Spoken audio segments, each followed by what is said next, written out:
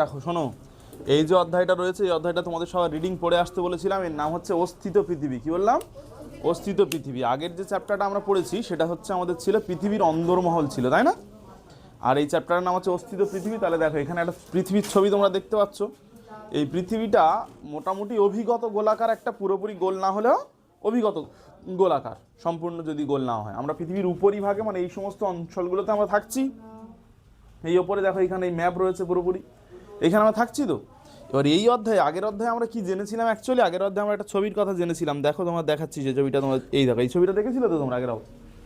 এরকম পৃথিবীকে ভাগ করা হয়েছিল বিভিন্ন, এখানে ইংরাজি ওয়ার্ডগুলো দিয়েছি কারণ আমি চাইছি ভূগোলটা শিখতে শিখতে তোমরা ইংরেজিগুলো যাতে জানতে পারো। তাহলে দেখো একদম ওপরে রয়েছে এই যে এই অংশটুকু, এই 0 থেকে 100 কিলোমিটার পর্যন্ত, ওটা মোটামুটি শিলামণ্ডল বলা হয়ে থাকে। শিলামণ্ডলের ব্যাপারটা আমি এখন বাদ দিচ্ছি, শিলামণ্ডলের ধারে বাড়ে আমি যাচ্ছি না।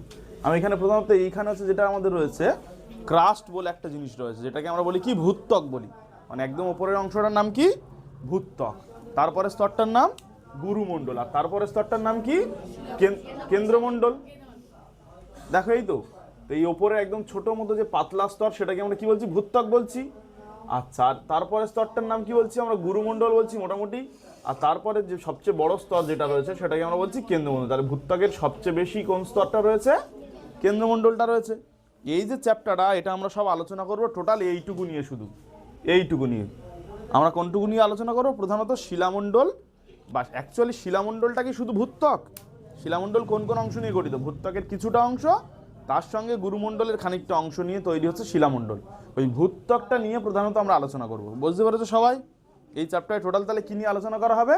ভূত্বক নিয়ে আলোচনা করা হবে। মানে এইখানে এই যে ছোট মতো স্তরটা রয়েছে নীল, আর নিচে হালকা একটা বাদামি রঙের এই সরু মতো পাতলা স্তর, ওইটাকে নিয়ে প্রধানত আমরা আলোচনা করব। বুঝতে পেরেছো সবাই ছবিটা দেখে? আচ্ছা, এবার কি বলা হচ্ছে, এই তাহলে ভূত্বকের যদি ছবিটা আমরা আঁকি, এখানে এই ছবিটা মুছে দিলাম, দেওয়ার পর একটা ছবি আঁকলাম যেখানে শুধু আমরা ভূত্বকটাকে চিহ্নিত করব মোটামুটি। তাহলে ভূত্বকের কটা অংশ আছে তোমরা বলো তো? দুটো অংশ আছে, একটা হচ্ছে শিয়াল আর একটা হচ্ছে সীমা। শিয়ালটা কি তাহলে? শিয়ালটা মহাদেশীয় অংশ। শিয়ালটা কি অংশ? মহাদেশীয় অংশ। কি কি দ্বারা গঠিত? সিলিকন আর অ্যালুমিনিয়াম। ওর নামের মধ্যেই তো লুকিয়ে রয়েছে, তাই না? এই যদি মোটামুটি আমরা ধরি, এই ওপরের স্তরটার নাম আমরা কি দিয়েছিলাম? শিয়াল দিয়েছিলাম, SIAL, আর নিচেরটা দিয়েছিলাম কি? SIMA, তাই তো? সীমা দিয়েছিলাম। তাহলে শিয়াল মানে হচ্ছে কি? সিলিকন আর অ্যালুমিনিয়াম দ্বারা গঠিত ভূত্বকের যে স্তর, যেটাকে আমরা বলছি মহাদেশীয় ভূত্বক। কি ভূত্বক? মহাদেশীয়। এই দুটোর মধ্যে হালকা খেয়ে শিয়ালটা হালকা। এই সব কনসেপ্টগুলো এখানে লাগবে বলে ওই জন্য প্রথমেই বলে দিচ্ছি আমি। তাহলে কে হালকা? শিয়াল হালকা, সীমাটা হচ্ছে ভারী।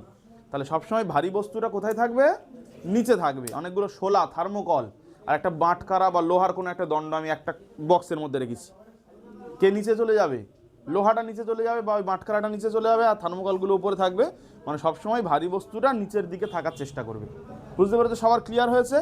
আচ্ছা, এবার হওয়ার পরে আমাদের এই শিলামণ্ডল বা এইখানে দেখা যাচ্ছে আমাদের ভূত্বকটা বিভিন্ন ভাগে ভাগ হয়ে রয়েছে। কি হয়ে রয়েছে?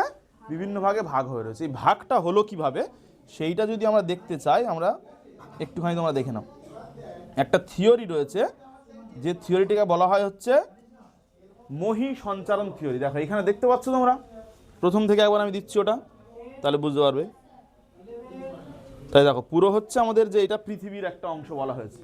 দেখো এই যে অংশগুলো, এই যে স্থলভাগগুলো সব একত্রে আছে তো, স্থলভাগগুলো নাকি প্রথম ছবিতে দেখতে পেয়েছো তোমরা তো? আরো একবার নয় দেখাচ্ছি, দেখো এইখানে আমাদের এই যে একটা ম্যাপ দেখতে পাচ্ছ, অভিগত গোলাকার মোটামুটি পৃথিবী। দেখো এই নীলগুলো হচ্ছে জল, নীলগুলো কি? জল। আর এই যে আমার এই মোটামুটি ব্রাউন রঙের যেগুলো, এগুলো হচ্ছে স্থলভাগ। তাহলে এখন যদি তুমি পৃথিবীর ম্যাপ দেখো, কিন্তু এইরকম সবটা জুড়ে একসাথে দেখবে না। তাহলে যখন আমাদের পৃথিবী প্রথম অবস্থায় ছিল, কি ছিল প্রথম অবস্থায়? বলা যায় পৃথিবী প্রথম অবস্থায় ছিল জ্বলন্ত আগুনের গোলা। এটা সবাই জানো তো? এটা সবাই জানো তো? তারপর ধীরে ধীরে কি হয়েছে? পৃথিবীটা ঠান্ডা হয়েছে, হওয়ার পরে সেই ওই আগুন থেকে ধীরে ধীরে কি তরল হয়েছে। সেই তরলের মাঝখানে যে সমস্ত কঠিন কঠিন অংশগুলো, সেগুলো এক জায়গায় একত্রিত হয়েছে। হওয়ার পরে সেইগুলো ধীরে ধীরে স্থলভাগে পরিণত হয়েছে। তাহলে আরও যদি একটুখানি আমরা ডিটেলসে কনসেপ্টটা জানতে চাই, যে কোনো একটা জায়গায় বসে যা, তাহলে ডিটেলসে আমরা যদি কনসেপ্টটা জানতে চাই, তাহলে কি জানবো? ভালো করে দেখো। সূর্য থেকে তো পৃথিবীর উৎপত্তি, তাই তো? বলা হয়ে থাকে যে কোনো একটা গ্রহ বা কোনো একটা নক্ষত্রের অংশ বা নক্ষত্রের সঙ্গে সূর্যের ধাক্কা লেগেছে, লাগার পরে অনেকগুলো ছোট ছোট ছোট ছোট খণ্ডে বিভক্ত হয়ে গেছে, যাওয়ার ফলে সেই ছোট খণ্ডগুলো আবার দু চারটে করে এক জায়গায় জমাট বেঁধেছে। এই যে সবাই সবার সাথে জমাট বাঁধার একটা কি জন্য প্রবণতা, এটাকে কি বলি আমরা? মহাকর্ষ বলি। মহাবিশ্বে প্রত্যেকটা বস্তুকে নিজের দিকে টানে, এই বলটাকে কি বলে? মহাকর্ষ বল বলে। এরকম মহাকর্ষের জন্য ছোট ছোট একটা গ্রহ তৈরি হয়েছে। তাহলে সূর্যের চারিদিকে এরকম অনেকগুলো গ্রহ আছে, তো তার মধ্যে একটা গ্রহ হচ্ছে আমাদের পৃথিবী। তাহলে সূর্য তো ভীষণ উষ্ণ, তাই না? তাহলে ওখানে সব জ্বলন্ত অবস্থায় রয়েছে। তাহলে পৃথিবীও যে আলাদা হয়ে গেল, সেও তো জ্বলন্ত অবস্থায় ছিল। কিন্তু দেখা যাচ্ছে আমাদের কক্ষপথটা একমাত্র এমন জায়গায় অবস্থিত যে ধীরে ধীরে পৃথিবীটা ঠান্ডা হলো। তাহলে আগুন থেকে ধীরে ধীরে ঠান্ডা হয়ে তরল হচ্ছে। এইবার তোমার দুধ দেখেছো? দুধ দেখবে যখন আমরা ফোটাচ্ছি, অনেকক্ষণ ফোটাচ্ছি, ফোটানোর পরে দেখবে তারপরে যখন আমরা রেখে দেবো, গ্যাসটা অফ করে দেবো বা চুলোটা অফ করে দেবো, তখন দেখবে দুধের ওপর সর পড়ে তো। ওই রকম আমাদের যখন ওই তরল থেকে ধীরে ধীরে ঠান্ডা হচ্ছে, মানে ওই গ্যাসীয় অবস্থা থেকে ঠান্ডা হচ্ছে, তখন তার উপর ওই স্বরের মতো একটা অবস্থা হয়েছে। হওয়ার পরে ওই যে জমাট বেঁধেছে যে অংশগুলো, স্বর যেমন জমাট বাঁধে, ওই যে জমাট বেঁধেছে সেইটা হয়ে গেছে আমাদের স্থলভাগ।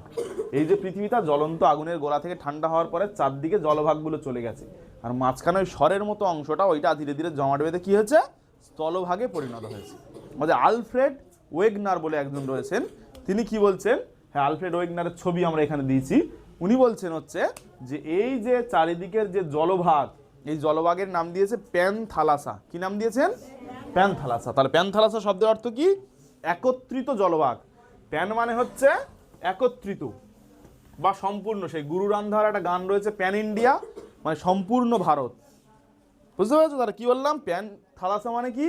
তাহলে আমাদের জলভাগটা রয়েছে, এই যে একত্রিত জলভাগ, সেটাকে আমরা কি বলবো? প্যান থালাসা। মনে থাকবে সবার? তাহলে প্যান থালাসা শব্দের অর্থ একত্রিত জলভাগ।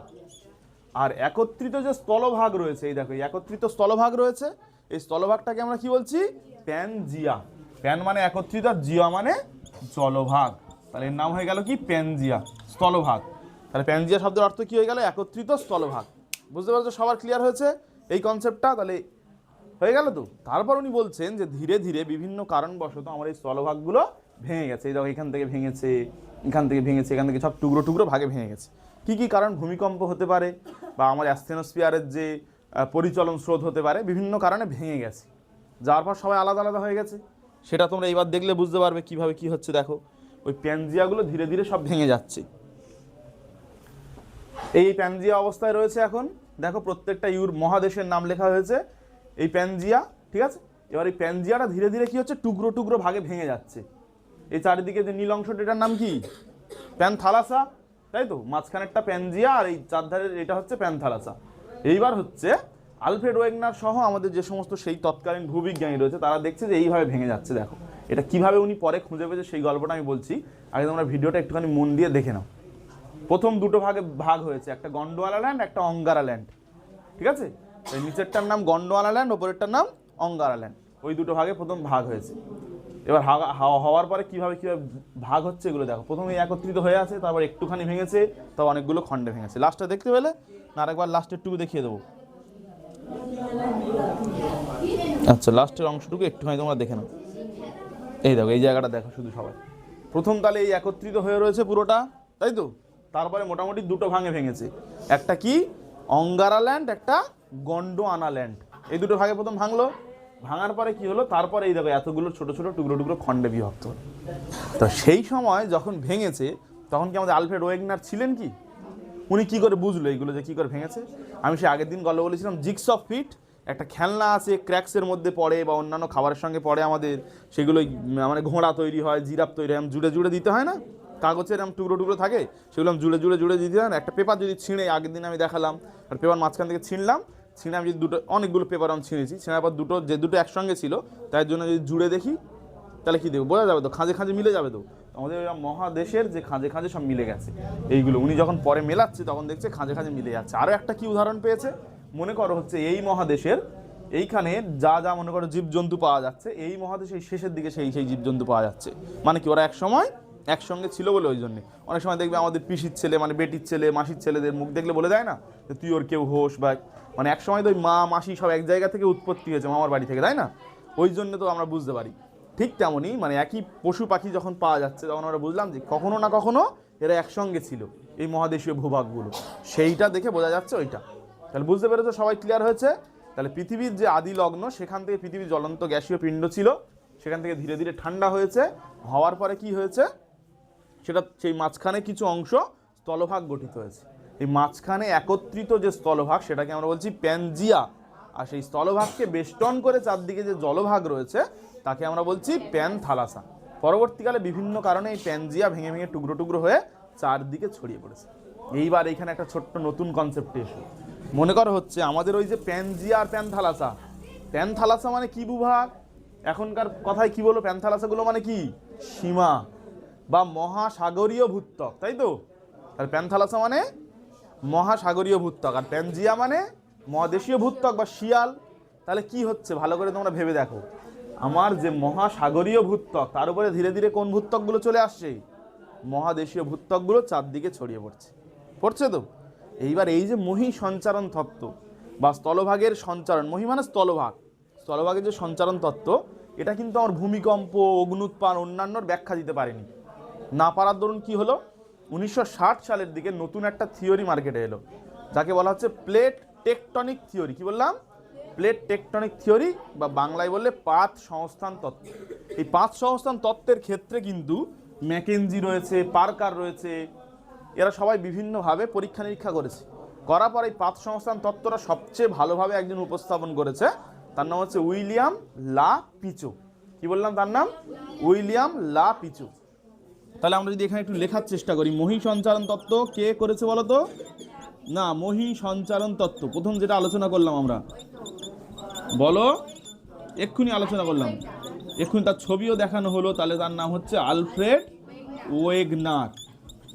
আর আমাদের যে পাত সংস্থান তত্ত্ব আমরা এক্ষুনি বললাম, পাত সংস্থান তত্ত্বের জনক তাহলে কাকে বলবো? হ্যাঁ, উইলিয়াম লা পিচো, বা ছোট করে আমরা যদি লিখি তাহলে লিখবো পিচো, ঠিক আছে? এবারে যে পাত বা ইংরেজিতে যার নাম হচ্ছে প্লেট, পিএলএটি, প্লেট, এই প্লেট কথাটা বা পাত কথাটা প্রথমে একজন ব্যবহার করেছে, তার নাম হচ্ছে টুজো উইলসন। অনেক বইতে দেওয়া রয়েছে টুজো উইলসন, তাহলে যে কোনো একটা তোমরা জানবে।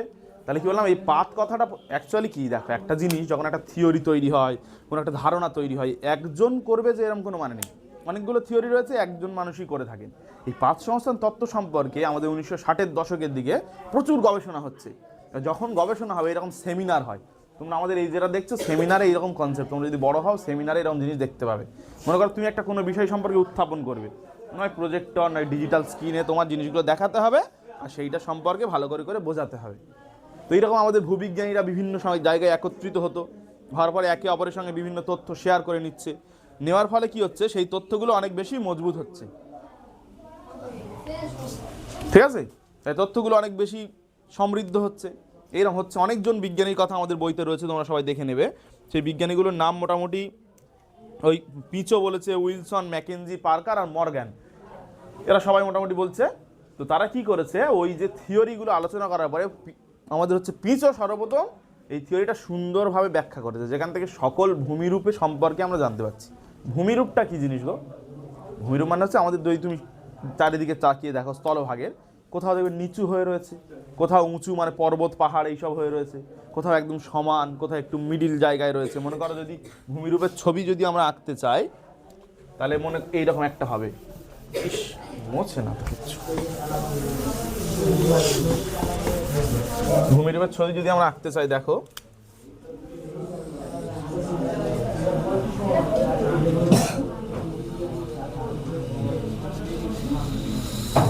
মনে করো একটা হলো, আর এখানটায় মনে করো আমাদের সমুদ্রপৃষ্ঠ আছে, এইগুলো সমুদ্রপৃষ্ঠ।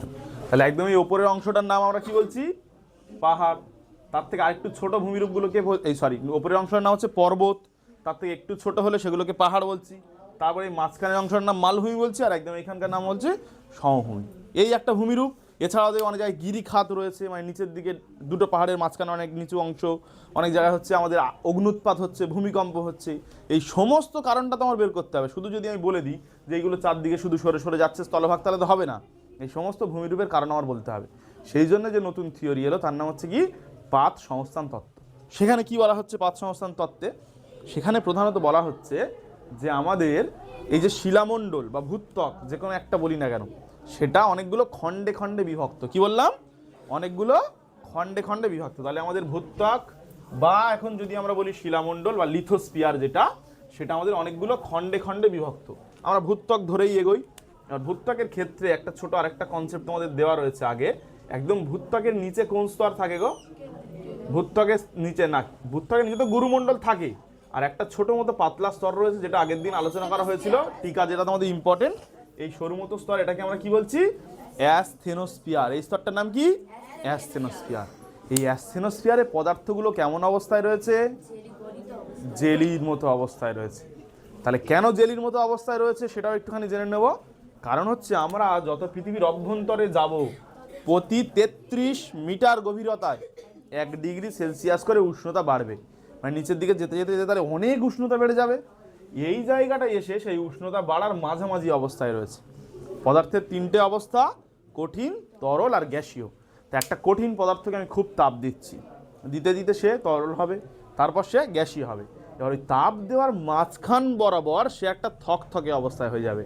কিসের মতো হবে? জেলির মতো। জেলি দেখেছো? যে জেলি আমরা খাই, বা পিচ যদি কেউ দেখে থাকো, পিচ, ওই যে ঢালাই রাস্তা, পিচ রাস্তাগুলো তৈরি হয়, ওই যখন পিচ গাড়িতে গলায় দেখবে একটা গন্ধ বেরোয়, মানে থকথকের মতো একটা পদার্থ বেরোয়। আমরা ছোটোবেলায় ওই পিচগুলো এনে ছোটো ছোটো গুলি গুলি মতো করে খেলা করতাম, ওই পিচের মতো অবস্থা হবে। বুঝতে পারছো সবাই? নিচের দিকে যখন আমি আসছি, ভূত্বকের একদম নিচে আর গুরুমণ্ডলের একদম উপরেই একটা ছোট স্তর রয়েছে, যেটাকে আমরা বলছি অ্যাসথেনোস্ফিয়ার। অ্যাসথেনোস্ফিয়ার শব্দের অর্থ হচ্ছে দুর্বল মণ্ডল। তাহলে অ্যাসথেনোস্ফিয়ারে একটা জিনিস ঘটে থাকে, সেটা একটুখানি আমরা খুব ভালোভাবে বুঝে নেওয়ার চেষ্টা করবো। এটা না বুঝলে কিন্তু ভূমিরূপ সম্পর্কে বুঝতে পারবো না। তাহলে আমাদের ভূত্বকটা কার উপরে আছে? অ্যাসথেনোস্ফিয়ারের উপর রয়েছে, মোটামুটি ভাসমান অবস্থায়। তাহলে কি বলে? আমাদের ভূত্বকটা অ্যাসথেনোস্ফিয়ারের উপর ভাসমান অবস্থায় রয়েছে। ক্লিয়ার হয়েছে সবার? আবার এক্ষুনি একটা কথা বললাম যে ভূত্বকটা অনেকগুলো ছোট ছোট খণ্ডে খণ্ডে বিভক্ত হয়ে রয়েছে। এই এক একটা খণ্ডকে আমরা কি বলছি? পাত বা প্লেট বলছি। তাহলে আমাদের টোটাল যে ভূত্বকটা রয়েছে সেটা অনেকগুলো খণ্ডে খণ্ডে বিভক্ত। এইখানে অনেকগুলো খণ্ড দেখানো হয়েছে তো, তাই তো? এখানে খণ্ড হয়েছে তো, প্রথমে একসাথে ছিল, তারপর ধীরে ধীরে দুটো হয়েছে, তো দুটো থেকে অনেকগুলো ভাগে ভাগ হয়ে গেছে। গেছে তো? সবাই বুঝতে পারছো তো? তাহলে যদি হচ্ছে আমার ওই খণ্ডে খণ্ডে বিভক্ত হয়, খণ্ডগুলোকে পাত সংস্থান তত্ত্ব অনুযায়ী আমরা কি বলছি? প্লেট বা পাত বলছি। যদি একটা প্রশ্ন পড়ে পাত কি, তাহলে কি লিখবো? আমাদের ভূত্বক অনেকগুলো খণ্ড খণ্ড অবস্থায় অ্যাসথেনোস্ফিয়ারের ওপর অবস্থান করে। এই এক একটা খণ্ডকে এক একটা পাত বলা হয়। এই রকম পাত রয়েছে অনেকগুলো। কি কি পাত রয়েছে শোনো? 7টা বড় পাত আছে। কটা বড় পাত? 7টি বড় পাত। আর কটা মাঝারি পাত রয়েছে? 8টা মাঝারি পাত রয়েছে। আর ছোট পাত কটা রয়েছে? 20টি ছোট পাত রয়েছে। ছোট পাত কটা? 20টা। আমাদের প্রধানত নাম মনে রাখতে হবে কটার? 7টার নাম। এই 7টার নাম আমরা কি করে মনে রাখবো সহজে? আগের দিনে বোঝানো হয়েছিল, তোমরা কেউ বলতে পারবে? বলো। আচ্ছা, কি ছিল দেখো একটুখানি। আমরা একটা ছোট ট্রিক্স তৈরি করেছিলাম, তাই না? 7টা বড় পাত আছে, আর 8টা মাঝারি পাত আছে, আর 20টা ছোট পাত আছে। আমরা কি তৈরি করেছিলাম? একটা ট্রিক্স তৈরি করেছিলাম। আমরা লিখেছিলাম এই আফ্রিদার প্রচুর, মুছে দিচ্ছে এগুলো, 7টা 8টাগুলো। ওই ঘর থেকে একটা কাপড় দেবে, এই মুছছে না ডাস্টারটা। ভাও প্রচুর আছে, ঠিক আছে? এর মধ্যে থেকে আমরা কি পেয়ে যাব? আমাদের 7টা। আচ্ছা, যে কোনো একবার লিখলো, ঠিক আছে, যে কোনো একটা, ঠিক আছে? এই হলো। তাহলে এইটা দিয়ে আমরা 7টা বড় পাতের নাম পেয়ে যাব। প্রথমে হচ্ছে এই হর্ষই দিয়ে কি হবে? ইউরেশীয় পাত। ইউরেশীয় পাত, ঠিক আছে? আর এই আফ্রি থেকে পেয়ে যাবো হচ্ছে আমরা আফ্রিকা পাত। একটা কাপড় দিই, এইটা মোছে না ডাস্টারটা। তাহলে কি হয়ে যাবে? আফ্রিকা পাত হলো। আচ্ছা, এই দ থেকে হয়ে যাবে দক্ষিণ আমেরিকা পাত। আচ্ছা, ইংরাজিতে উচ্চারণ করলে আমেরিকা হয়, সমস্যা নেই, আমেরিকা পাত, ঠিক আছে? আচ্ছা, তারপরে থেকে পয়রা ভাড়া থেকে হয়ে যাবে প্রশান্ত মহাসাগরীয় পাত। প্রশান্ত মহাসাগরীয় পাত, হ্যাঁ। আর এই থেকে হয়ে যাবে ভারতীয় পাত। অনেকে আবার ভারত উপদ্বীপীয় পাত বলে থাকে এটাকে। আচ্ছা, হর্ষ থেকে হয়ে যাবে কি? উত্তর আমেরিকা। উত্তর আমেরিকা পাত হলো। আর থেকে হয়ে যাবে আন্টার্কটিকা পাত। আন্টার্কটিকা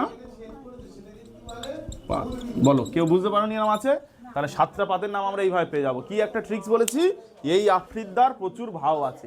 তাহলে এই এর হর্ষ থেকে ইউরেশীয় পাত, আর আফ্রি থেকে আফ্রিকা পাত, আর দা থেকে হচ্ছে দক্ষিণ আমেরিকা, বা এই দ দিয়েও কেউ দক্ষিণ আমেরিকা করে নিতে পারো সহজে। আর পয়রা ফলা থেকে প্রশান্ত মহাসাগরীয়, আর ভা থেকে ভারতীয় পাত, হর্ষ থেকে উত্তর আমেরিকা পাত, আর আ থেকে হচ্ছে আন্টার্কটিকা পাত। এই টোটাল 7টা পাত রয়েছে, বড় পাত। আর 8টা মাঝারি আর 20টা ছোট পাদের নাম আমাদের জানার দরকার নেই। তাহলে বুঝতে পেরেছো? বিষয়টা ক্লিয়ার হয়েছে? তাহলে আমরা কি বললাম, আমাদের ভূত্বক হচ্ছে অনেকগুলো ছোট ছোট খণ্ডে বিভক্ত, যাকে আমরা এক একটা পাত বলছি। এই পাতগুলো সব অ্যাসথেনোস্ফিয়ারের উপর ভাসমান অবস্থায় রয়েছে। এইটুকু কারোর সমস্যা আছে বুঝতে?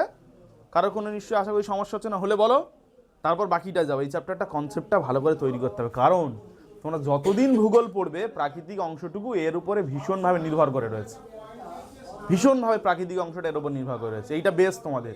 এখান থেকে তুমি 11, 12 যতদিন ভূগোল পড়বে সবগুলো কাজে লাগবে পর পর পর পর। ওই জন্য আমি এই জায়গাটা ভালো করে বোঝাতে চাইছি।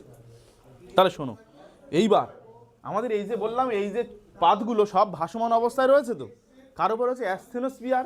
অ্যাসথেনোস্ফিয়ারে একটা স্রোত সৃষ্টি হয়, যার নাম হচ্ছে পরিচলন স্রোত, যার জনক হচ্ছে আর্থার হোমস।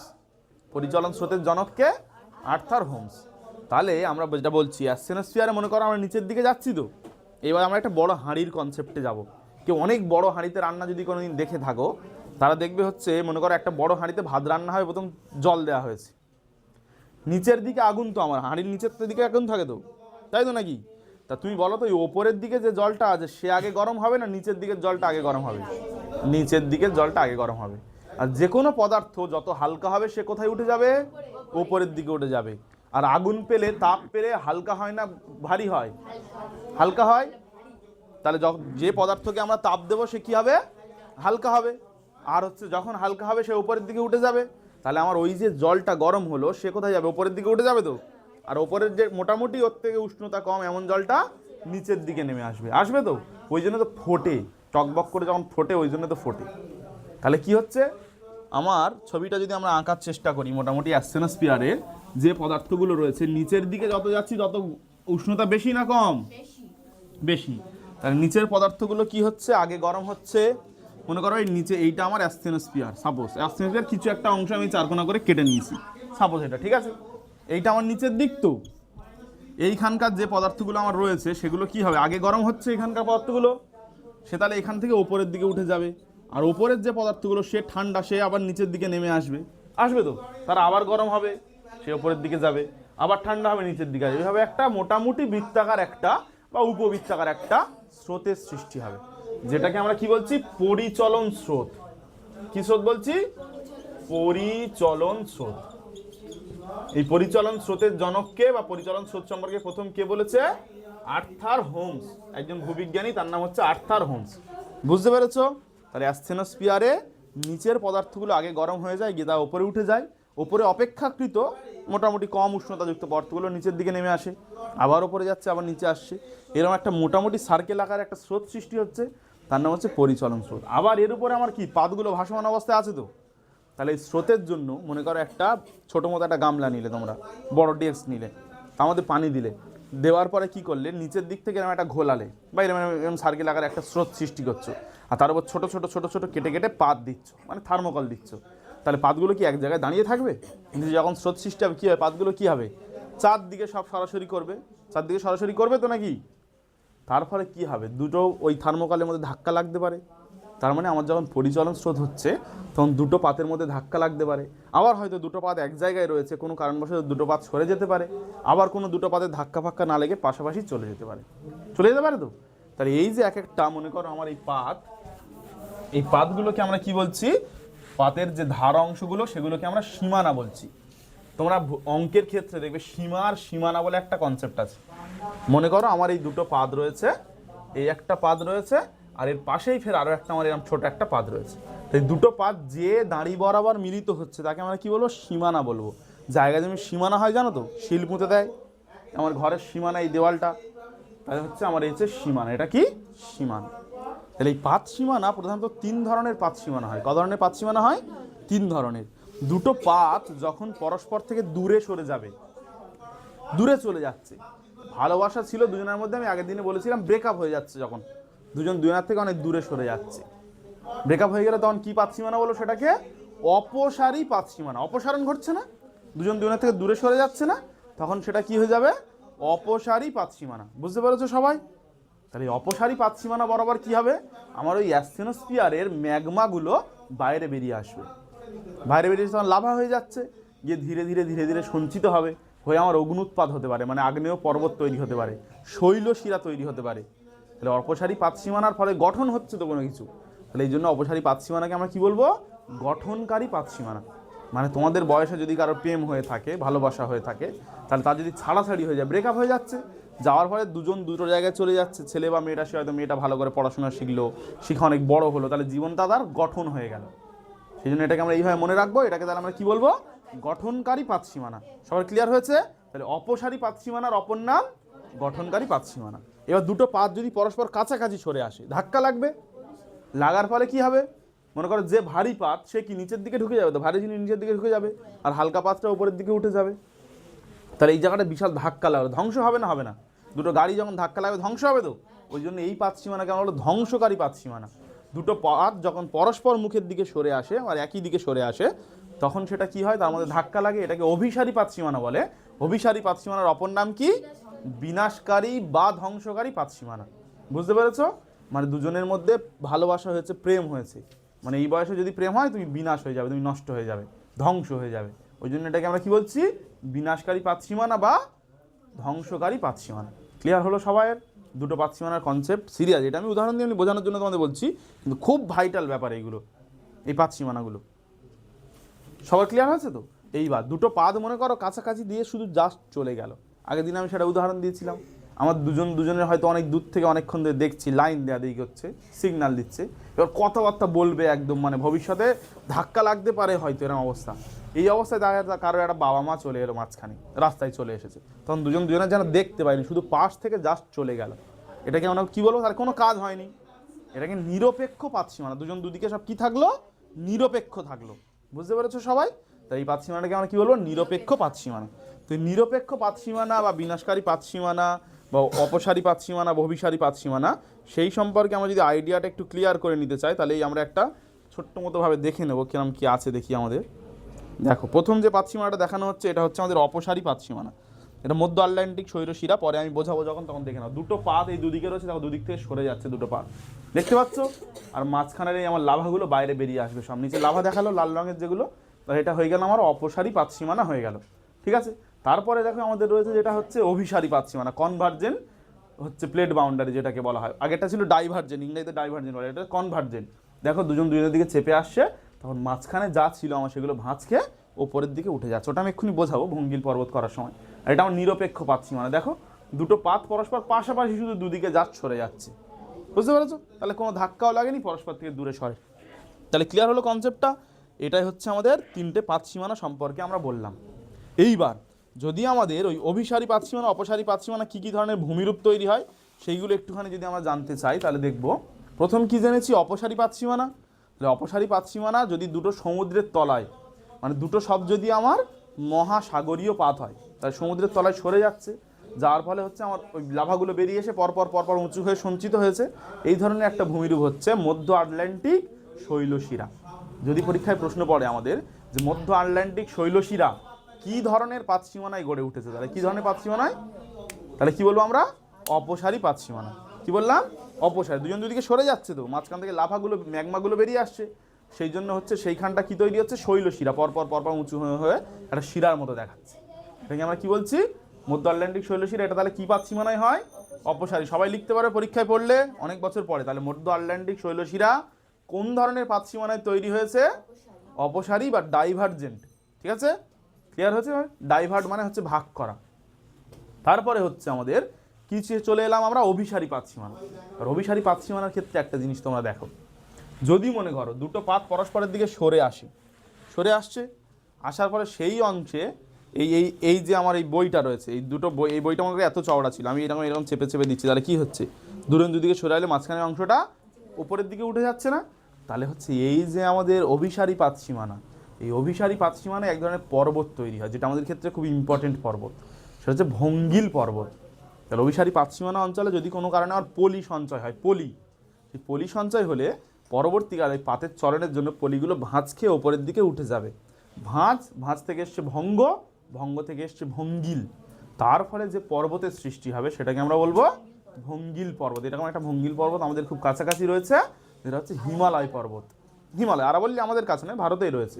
এই ভঙ্গিল পর্বত দু ধরনের হয়, একটা হচ্ছে নবীন ভঙ্গিল পর্বত, একটা হচ্ছে প্রাচীন ভঙ্গিল পর্বত। নবীন ভঙ্গিল পর্বত মানে কি গো? যেখানে এখনো গঠন ক্রিয়া চলছে, পাতগুলো সঞ্চারণের ফলে এখন ওপরের দিকে বাড়ছে। আমাদের হিমালয়ের উচ্চতা আগে ছিল 6848, এখন উচ্চতা 6850 মিটার, 2 মিটার বেড়ে গেছে, মানে এখনো চলছে। বুঝতে পেরেছো কি বলেছি? তাহলে সেই জন্য হচ্ছে হিমালয় পর্বতের উদাহরণ বলতে পারি। আর যে সমস্ত ভঙ্গিল পর্বতের গঠন ক্রিয়া শেষ হয়ে গেছে, এবার আস্তে আস্তে সেগুলো ধ্বংস হচ্ছে, নষ্ট হয়ে যাচ্ছে, সেগুলোকে আমরা কি বলবো? আমরা বলবো হচ্ছে প্রাচীন ভঙ্গিল পর্বত। ক্লিয়ার হচ্ছে কি বলেছি? প্রাচীন ভঙ্গিল পর্বত। আচ্ছা, এইবার এখানে একটা রয়েছে, আচ্ছা দেখো, দুটো সামুদ্রিক পাত যদি হয়, দু ধরনের পাত তো, একটা মহাসাগরীয় একটা মহাদেশীয় পাত। তো মানে যেগুলো হচ্ছে শিয়ালগুলো সব মহাদেশীয় পাত আর সীমাগুলো সব মহাসাগরীয় পাত। তো যখন আমার দুটো মহাসাগরীয় পাত যখন পরস্পরের দিকে সরে আসবে, তখন সমুদ্রের তলায় থাকবে, তো মহাসাগরীয় মানে তার উপর জল আছে, তো সমুদ্রের তলায় তখন ভাঁজ খেয়ে ছোট ছোট দ্বীপ তৈরি হবে। কি তৈরি হবে? দ্বীপ তৈরি হবে। আর অনেকগুলো দ্বীপ যদি একসাথে থাকে তাকে কি বলবো? দ্বীপপুঞ্জ বলবো। তো জাপানের যে দ্বীপপুঞ্জগুলো রয়েছে সেটা হচ্ছে এই ধরনের দুটো সামুদ্রিক পাতের সংযোগস্থলে রয়েছে। এইবার একটা জিনিস তোমরা খুব ভালো করে বুঝে নাও, দুটো পাত যদি সবসময় পরস্পর কাছাকাছি সরে আসে, সেখানে দুটো ঘটনা মেন ঘটবে। কি কি বলো তো? অগ্নুৎপাত আর ভূমিকম্প। দুটো পাত পরস্পর আসার জন্য ভূমিকম্প হবে। তো ভূমিকম্পের পরে আমরা আলোচনা করব, তখন বুঝতে পারবে। তাহলে অভিসারী পাতসীমানা অঞ্চলে ভূমিকম্প প্রবণ হয়, ওই জন্য জাপানকে কি বলা হয়? ভূমিকম্পের দেশ বলা হয়। তাহলে দুটো মহাসাগরীয় পাত যখন পরস্পরের দিকে সরে আসে, সেটা যদি সব সমুদ্রের তলায় অনেকগুলো দ্বীপ তৈরি হয় বা দ্বীপপুঞ্জ তৈরি হয়, এই ধরনের উদাহরণ হচ্ছে আমাদের কি? জাপান। জাপানের সন্নিহিত যে দ্বীপপুঞ্জ, ওইগুলো। বুঝতে পারছো সবাই? আচ্ছা, আরেকটা জিনিস বলি, একটা মহাসাগরীয় পাত একটা মহাদেশীয় পাত যদি পরস্পর কাছাকাছি সরে আসে, মহাসাগরীয় পাত যেহেতু ওতে পলিবালি থাকবে, আর মহাদেশীয় পাত সরে আসার জন্যই সেই অংশে কি হবে? আমার ভাঁজ খেয়ে ওপরের দিকে উঠবে। রকি, আন্দিজ এই ধরনের পর্বতের উদাহরণ। বুঝতে পারছো? আর দুটো সব যদি মহাদেশীয় পাত হয়, সেখানেও যদি পলিবালি থেকে থাকে, সেটা ভাঁজ খেয়ে ওপরের দিকে উঠবে। এরকম একটা উদাহরণ হচ্ছে আমাদের হিমালয়। হিমালয় পর্বত কোন কোন পাতের সংযোগস্থলে অবস্থিত? ইউরেশীয় আর ভারত উপদ্বীপীয়, এই দুটো পাতের সংযোগস্থলে হিমালয় পর্বত গড়ে উঠেছে। কেন গড়ে উঠেছে? কারণ যেমন প্রাচীন যুগে যখন আমার ওই অঙ্গারা ল্যান্ড আর গন্ডোয়ারা ল্যান্ড ছিল না, ওর মাঝখানে তো হিমালয় আছে। তো সেখানে কি হয়েছে, যখন টেথিস নামে একটা মহীখাত ছিল। কি ছিল?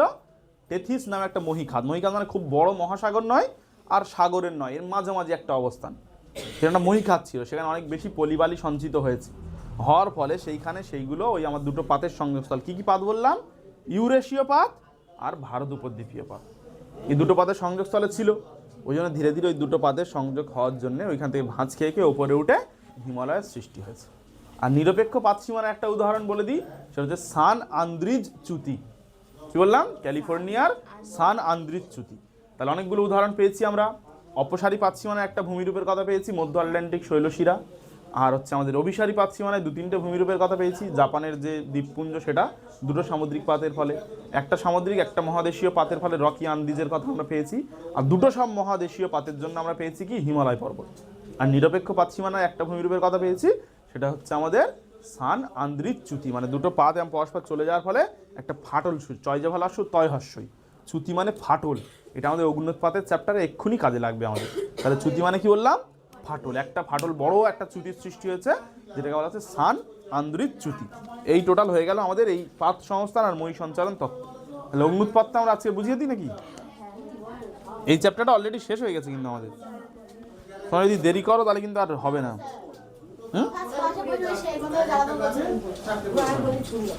আচ্ছা 1 মিনিট, এই 10 মিনিট লাগবে। 10 হয়েছে, 9টায় পুরো ছেড়ে দেবো। অগ্নুৎপাতটা বুঝে নাও একবারে।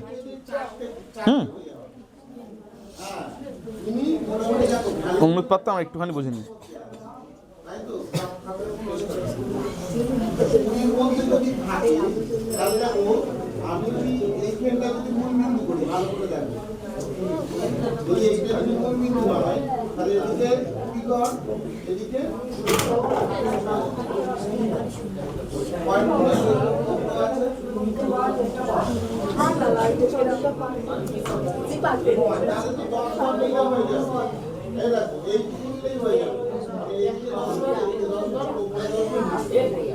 আমি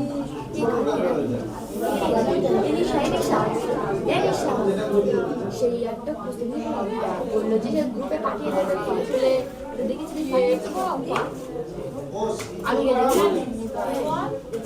কি একটা বড় কোশ্চেন। এই দেখো সবাই, এটা দেখো, তাহলে এই যে একটা ছবি আমরা এখানে দিয়েছি, সেই ছবিটা একটা আগ্নেয়গিরির ছবি। কিসের ছবি? একটা আগ্নেয়গিরির ছবি। মানে আমাদের ভূপৃষ্ঠ থেকে যখন হঠাৎ করে ভিতরের যে আমাদের ম্যাগমাগুলো বা লাভাগুলো বাইরে বেরিয়ে আসে, সেই প্রক্রিয়াটা কি বলছি আমরা? অগ্নুৎপাত বলছি। এইবার এখানে আমি যে দুটো কথা বললাম, একটা হচ্ছে ম্যাগমা বললাম, একটা হচ্ছে লাভা বললাম। এই ম্যাগমা আর লাভাটা কি জিনিস শোনো।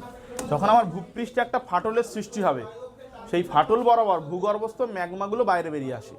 মানে এই কথাটার মানে কি বললাম আমি? ভূপৃষ্ঠের নিচে যখন থাকবে তখন সেটাকে আমরা বলবো ম্যাগমা। আমি বলেছিলাম বাচ্চারা সবসময় মায়ের পেটের মধ্যে থাকে, মানে যখন ছোট থাকে, একদম ছোট থাকে, ওইটা দিয়ে আমরা মনে রাখবো ম্যাগমা। তাহলে মা হলে ভিতরে থাকবে। তাহলে আমরা ভূগর্ভে যখন থাকবে, ভূগর্ভে পদার্থগুলো প্রচণ্ড গলিত তাপে গলিত অবস্থায় থাকে, তো তাকে আমরা কি বলছি? ম্যাগমা বলছি। বুঝতে পেরেছো সবাই? কি বললাম? ভূগর্ভে পদার্থগুলো প্রচণ্ড তাপে আর চাপে গলিত অবস্থায় থাকে, একে আমরা কি বলছি? ম্যাগমা বলছি। আর সেই ম্যাগমাগুলো যখন কোনো ফাটল বা চ্যুতি, ছয় দফা হ্রস্ব তয় হ্রস্ব, বরাবর বাইরে বেরিয়ে আসে, তখন সেটা বাইরে আসার পরে বায়ুর সংস্পর্শে জমাট বেঁধে যাবে, শক্ত মোটামুটি হয়ে যাবে, সেগুলোকে আমরা কি বলবো? লাভা বলবো। শক্ত না হোক অন্তত সান্দ্র হয়ে যাবে, ঠিক আছে? তাকে আমরা বলবো লাভা। তো এই অগ্নুৎপাতটা কেন হচ্ছে?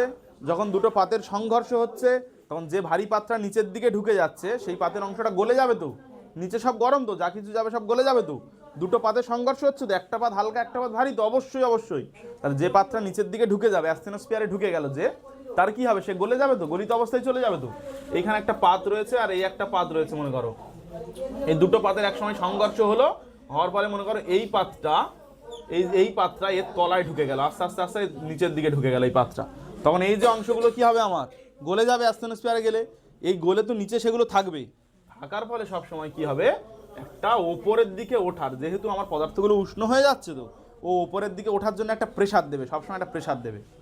যে পদার্থটা গলে যাচ্ছে, মনে করো ভাতের হাঁড়ির ঢাকনা, দেখবে যখন ফুটবে টকবক করে ঢাকনাটা উপড়ে ফেলে দিতে চায় না, একটা বড় প্রেসার হয় না, জলীয় বাষ্পের প্রেসার তৈরি হয় না? নিচের দিকে সব যেহেতু গরম হয়ে যাচ্ছে, টকবক করে ফুটছে, সেগুলো বাইরে বেরোনোর জন্য তো ছটফট করছে তারা, তাই তো? যখন ওই প্রেসারটা অনেক বেশি হয়ে যাবে, তখন ধপাস করে একদম তুলে দিয়ে ওপর দিকে বেরিয়ে যাবে, এই যে বেরোচ্ছে। আর ভিডিও দেখবো আমরা, সেখানে দেখতে পাবো, তাহলে বেরিয়ে যাবে। তখন সেটা কি হয়ে যাবে? অগ্নুৎপাত হয়ে যাবে। বুঝতে পেরেছো সবাই কি বললাম? তাহলে অগ্নুৎপাতটা কি জিনিস? ভূগর্ভস্থ ম্যাগমা যখন বাইরে বেরিয়ে আসে, তার দিকে ছড়িয়ে পড়ে। এবার তার সঙ্গে শুধু তো ওই ম্যাগমা থাকে না, তার সঙ্গে থাকে হচ্ছে ছাই থাকে, তার সঙ্গে থাকে বিভিন্ন ধরনের গ্যাস থাকে, সালফার ডাইঅক্সাইড থেকে কার্বন ডাইঅক্সাইড, কার্বন মনোক্সাইড, বিভিন্ন ধরনের গ্যাস মিশে সেগুলো বাইরে বেরিয়ে আসে। একে আমরা কি বলছি তাহলে? অগ্নুৎপাত বলছি। ক্লিয়ার হয়েছে সবাই? এই ধরনের অনেকগুলো অগ্নুৎপাত রয়েছে, উদাহরণগুলো আমরা জানবো। হাওয়াই দ্বীপপুঞ্জের মৌনালয় রয়েছে, জাপানের ফুজিয়ামা রয়েছে, ভারতের ব্যারেন নারকোন্ডাম রয়েছে, ইতালির ভিসুভিয়াস রয়েছে, স্ট্রমলে রয়েছে, এইগুলো রয়েছে, ঠিক আছে? তাহলে ম্যাগমা লাভার পার্থক্য বলেছি, ওটাও বলে দিচ্ছি। আর অগ্নুৎপাতের ক্ষেত্রে নতুন করে ভূমিরূপ সৃষ্টি হয় বলে অগ্নুৎপাতকে আমরা কি বলবো? ভূগাঠনিক প্রক্রিয়া বলবো। অগ্নুৎপাত যখন হয়, অনেক সময় অগ্নুৎপাতের সঙ্গে সঙ্গেই ভূমিকম্প হয়। কারণ দেখো, একটা যখন আমার আগ্নেয়গিরিতে মনে করো অগ্নুৎপাত ঘটছে, এই একটা মনে করো আগ্নেয়গিরিগুলো মোটামুটি শঙ্কু আকৃতির হয়ে থাকে, এইখান থেকে মনে করো অগ্নুৎপাতটা ঘটে। তো একটা সময় পর অগ্নুৎপাতটা শেষ হয়ে গেল, যাওয়ার পরে কি হবে? এই মুখটা জমাট বেঁধে যাবে, যা আমার ওই ম্যাগমাগুলো ছিল জমাট বেঁধে লাভা হয়ে যাবে। আবার পরবর্তীকালে যখন হচ্ছে এখান থেকে এইরকম একটা জিনিস থাকে, এটাকে চেম্বার বলে, ম্যাগমা চেম্বার। এখান থেকে ধীরে ধীরে এরকম এই পথের মাধ্যমে যাচ্ছে, ম্যাগমা পথের মাধ্যমে বাইরে যাচ্ছে। তো যাওয়ার পরে আমার যখন অগ্নুৎপাতটা ঘটছে, তখন কি করছে? ও হচ্ছে জমাট বেঁধে যাচ্ছে, যাওয়ার ফলে আরো আরো আরো প্রেসার দিচ্ছে, দেওয়ার পর যখন জোরে ফাটবে, তো তখন কেঁপে উঠবে খুব জোরে, তখন সেটা হয়ে যাবে হচ্ছে ভূমিকম্প, ওর সঙ্গে ঘটবে। বুঝতে পারছো কি বলেছি? তাহলে অগ্নুৎপাতটা কি আমরা একটুখানি দেখে নিই একবার, অগ্নুৎপাতটা কেমন করে হয় না হয় ভিতর থেকে। দাঁড়াও, এই তো অগ্নুৎপাত, ঠিক আছে। দেখো, দেখা যাচ্ছে ভালো? দেখো ভালো করে, এটা একটুখানি মন দিয়ে দেখে নাও সবাই, এক্সট্রা কথা বলো না। এই নিচের দিকে দেখো, এই হচ্ছে আমাদের ওপরেরটা শিলামণ্ডল বা ভূত্বক, আর নিচের দিকে আমার এই প্রেসার দিচ্ছে, আমার ম্যাগমাগুলো আস্তে আস্তে আস্তে আস্তে প্রেসার দিচ্ছে। দেওয়ার পরে এই যে আমার এই আগ্নেয়গিরি ভিতর থেকে এইখান থেকে যাচ্ছে, এই যে অংশটা এটাকে বলা হচ্ছে ম্যাগমা চেম্বার। ওই চেম্বার থেকে ধীরে ধীরে পদার্থগুলো এই উপরের দিকে যাচ্ছে, গিয়ে গিয়ে গিয়ে প্রেসার দিচ্ছে, এইরকমই প্রেসার তৈরি হচ্ছে, চাপ তৈরি হচ্ছে উপরের দিকে, হওয়ার ফলে হচ্ছে ওই জোরে ওই ব্লাস্ট করছে, করার পরে ওখান থেকে বেরিয়ে আসছে। দেখো ওই জোরে ব্লাস্ট করার পরে ওখান থেকে ওই ওই বেরিয়ে এলো।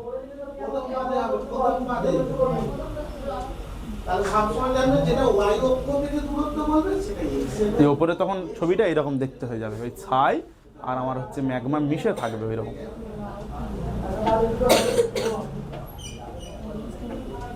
প্রথমে যেটা বেরোবে গ্যাসটা বেরোবে, প্রথমে ভাতের হাঁড়ি যখন খুলবে দেখবে প্রথমে হাওয়াটা বেরোয়, তো অনেকক্ষণ ধরে ফুটছে, তারপর তো তরল ছিটকে ছিটকে বেরোয়, প্রথমে গ্যাসগুলো বেরোয়, গ্যাসগুলো ওপরে থাকে, হালকা পদার্থ সবসময় ওপরে থাকবে না, সেই কনসেপ্টটা এখানে। ওই একটা অগ্নুৎপাতের পুরোপুরি ছবি ভালো করে দেখেন।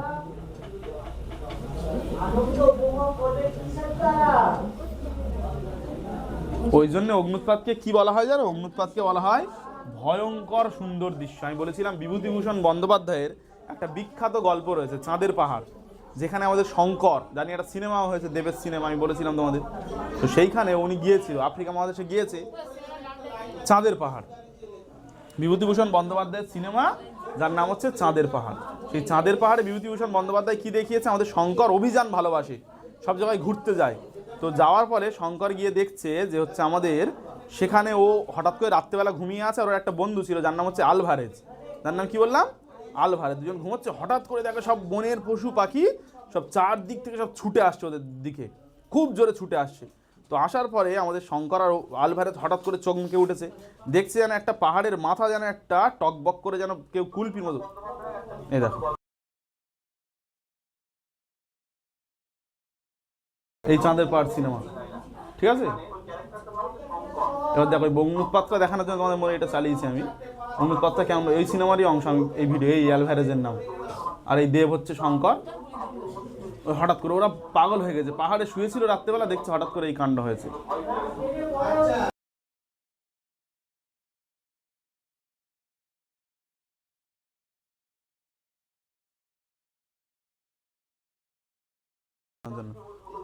তাহলে কি বললাম আমরা? তাহলে ওই চাঁদের পাহাড়ের সময় কি হয়েছে, মনে করো কুলপি যেমন থাকে না, কুলপি দেখেছো তো, কুলপি পেছনের দিকটা যেমন থাকে, ওইরকম পাহাড়ের উপরের দিকটা হঠাৎ করে যেন মট করে ভেঙে উপরের দিক থেকে উড়ে গেল, যাবার সেখান থেকে শুধু আগুন বেরিয়ে আসে। বনের পশু পাখিরা তো অবাক হয়েছে, পালাচ্ছে ভয়তে। আর ওরা তাঁবুর মধ্যে, পাহাড়ে যারা টেন্ট খাটিয়ে থাকে, তো ছোটো ছোটো তাঁবু দেখেছো তো, তাঁবু খাটিয়ে আছে, তাঁবুর উপরে দু চারটে পশু পাখি চলে এসছে, ওদের গায়ের দাঁত থেকে গেল, ওরা তখন ভয়তে বন্দুক মারছে, ওরা তো প্রথম বুঝতে পারেনি। তারপর দেখলো, মানে প্রথম তো কেঁপে ওঠে, তারপর তো আগুনটা বেরোয়, যখন কেঁপে উঠেছে পশু পাখিরা ভয় সব পালাচ্ছে, কে কোনো দিক চলে যাচ্ছে তার ঠিক নেই। তখনই ওদের কাছ থেকে যাচ্ছিল, তো যাওয়ার সময় ওরা ওই বন্দুক টন্দুক মারছে, তারপর দেখছে ওই অবস্থা, চারদিক থেকে আগুন বেরোচ্ছে। তখন ওরা দেখে বলেছিল যে একটা ভয়ঙ্কর সুন্দর দৃশ্য, দৃশ্যটা ভয়ঙ্কর কেন, সব পুড়ে যাচ্ছে তো চারদিকে, পশু পাখি সব মারা যাচ্ছে, মানুষও মারা যেতে পারে, কিন্তু দেখতে অসম্ভব সুন্দর একটা দৃশ্য। লাভা যখন বেরিয়ে আসবে পাহাড়ের গা বেয়ে, মারাত্মক সুন্দর দেখতে লাগবে, তখন মনে হবে না তরল সোনা গলে গলে নামছে। সোনা গলানো যদি কেউ দেখবে, দেখবে লাল টক টক টক টক করে সোনা গলালে, তো সেই রকম হচ্ছে ওইরকম যেন সোনা যেন পাহাড়ের গা বেয়ে ঝরঝর ঝরঝর করে নামছে যেন, লাভা যখন বেরোবে। লাভা যখন বেরোবে ভিডিও রয়েছে, আমি শেষে তোমাদের দেখিয়ে দিচ্ছি, ওটা ভিডিও দেখার দরকার নেই, বুঝতে পারছো তাহলে কি বলেছি? তাহলে এই যে অগ্নুৎপাত হচ্ছে, এই অগ্নুৎপাত তিন ধরনের অবস্থাতে ঘটে থাকে। একটা হচ্ছে কিছু কিছু আগ্নেয়গিরি থেকে সব সময় অগ্নুৎপাত হয়, যেগুলোকে আমরা কি বলবো? সক্রিয় আগ্নেয়গিরি। যারা সক্রিয় আছে, তাহলে কি বললাম? যে সমস্ত আগ্নেয়গিরি থেকে সবসময় অগ্নুৎপাত হয় তাদেরকে আমরা বলবো সক্রিয় আগ্নেয়গিরি, বুঝতে পেরেছ? আর কিছু কিছু আগ্নেয়গিরি থেকে অগ্নুৎপাত হয় না এখন, কিন্তু ভিতরে আমার চেম্বারে অনেক ম্যাগমা রয়েছে, মানে ভবিষ্যতে হতে পারে, তাদেরকে আমরা কি বলবো? সুপ্ত আগ্নেয়গিরি, বুঝতে পেরেছো? মানে যার মধ্যে সম্ভাবনা আছে ভবিষ্যতে অগ্নুৎপাত হওয়ার। আর কিছু আগ্নেয়গিরি রয়েছে যাদের অগ্নুৎপাত যা হওয়ার হয়ে গেছে, আর ম্যাগমা চেম্বারে আর কিচ্ছু নেই, তাদেরকে আমরা কি বলবো? মৃত আগ্নেয়গিরি বা নিষ্ক্রিয় আগ্নেয়গিরি, বুঝতে পেরেছো সবাই? তাহলে কি বললাম? কিছু আগ্নেয়গিরি থেকে সবসময় অগ্নুৎপাত হয়, তাদেরকে বলবো সক্রিয় আগ্নেয়গিরি। কিছু আগ্নেয়গিরিতে অগ্নুৎপাত এখন হয় না কিন্তু সম্ভাবনা আছে, তাদেরকে আমরা বলবো সুপ্ত আগ্নেয়গিরি। আর কিছু আগ্নেয়গিরি থেকে অগ্নুৎপাত যা হওয়ার হয়ে গেছে, ভবিষ্যতে হওয়ার আর সম্ভাবনা নেই, তাদেরকে মৃত আগ্নেয়গিরি বা নিষ্ক্রিয় আগ্নেয়গিরি বলে। আমাদের মৌনা লোয়া, সিসিলির যে স্ট্রমলি রয়েছে, ভারতের ব্যারেন, এগুলো সব হচ্ছে সক্রিয় আগ্নেয়গিরি। কয়েকটা সুপ্ত আগ্নেয়গিরি, জাপানের ফুজিয়ামা, ক্রাকাতোয়া ইন্দোনেশিয়ার, এগুলো হচ্ছে সুপ্ত আগ্নেয়গিরি। আর মৃত হচ্ছে ভারতের সম্ভবত নারকোন্ডাম রয়েছে, আর রয়েছে তোমার মায়ানমারের পোপা রয়েছে, এগুলো হচ্ছে মৃত আগ্নেয়গিরি বা নিষ্ক্রিয় আগ্নেয়গিরি। এই অগ্নুৎপাতের চ্যাপ্টার থেকে আর একটা ছোট্ট জিনিস শুধু জানতে হবে, ইন্দোনেশিয়ার যে সমস্ত আগ্নেয়গিরি রয়েছে সেখান থেকে যে আমার লাভাগুলো নির্গত হয় সেগুলো সান্ধ্র, মানে কি থকথকে মতো, এগুলোকে বলা হয় হচ্ছে আ লাভা। কি বলা হবে? আ লাভা। আর হাওয়াই দ্বীপপুঞ্জের যে সমস্ত আগ্নেয়গিরি রয়েছে সেখান থেকে যে লাভা বেরিয়ে আসে সেগুলো হচ্ছে পাতলা তরল, সেগুলোকে কি বলা হয়? পা হো লাভা। ক্লিয়ার হয়েছে? এই হচ্ছে দুটো জিনিস তোমাদের রয়েছে। এবার আমাদের ওই লাভাটা যখন বেরোয় তখন কেমন দেখতে লাগে আমি তোমাদের একবার দেখিয়ে দিচ্ছি, দেখে নাও। তো আচ্ছা, এই আমাদের এখানে দেওয়া রয়েছে, তাহলে এখান থেকে সহজে দেখে নেওয়া যাবে। এই দেখো, এইরকম এই পাহাড়ের গাবে এইরকমভাবে নামবে। এই একটা অগ্নুৎপাতের ছবি একটা, বুঝতে পারছো? আমরা ওটা বুঝিয়েছিলাম বলে সেইভাবে বলেছিলাম, পুরো এরকম কন্টিনিউ এরকম বেরোতে থাকবে। দেখি আমাদের ইউটিউবে অন্য কিছু পাওয়া যায় কি দেখি। ম্যাগমা, না এগুলো খুব একটা ভালো দেখতে লাগবে না। এই একটা রয়েছে, দেখো অ্যাড হচ্ছে না, এই দেখো, এই এটা লাইভ ভিডিও, মানে ভিডিওটা নর্মালভাবে করা, দেখো ম্যাগমা বেরোচ্ছে, দেখো শুধু। এটা রিপোর্টার গিয়েছে, জিওলজিস্ট মানে ভূগোলবিদ, উনি ওখানে গিয়েছে, দেখতে গিয়েছে। দেখতে পাচ্ছ অবস্থা কেমন দেখাচ্ছে, দেখো শুধু।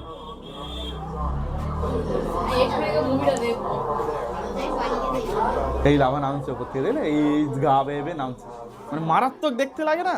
তুমি সামনে আমি দেখলে পাগল হয়ে যাবে একদম। ওই টক বক করে ফুটছে গরম। হাওয়াই দ্বীপপুঞ্জে এরকম দেখা যায়।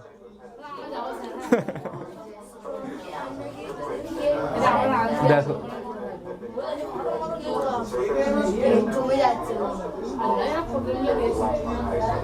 দেখতে পাচ্ছ?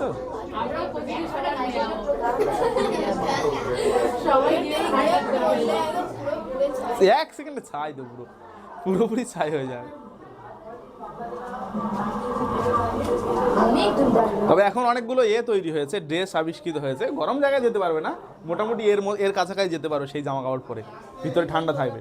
গিয়ে হচ্ছে ওরা আমাদের কি করে বলো তো, সংগ্রহ করে, ওই লাভা সংগ্রহ করে নিয়ে আসে, ভীষণ দামি দামি ধাতু থাকে ওতে, বিভিন্ন পরীক্ষা নিরীক্ষার জন্য। দেখলে তাহলে এই হচ্ছে বিষয়।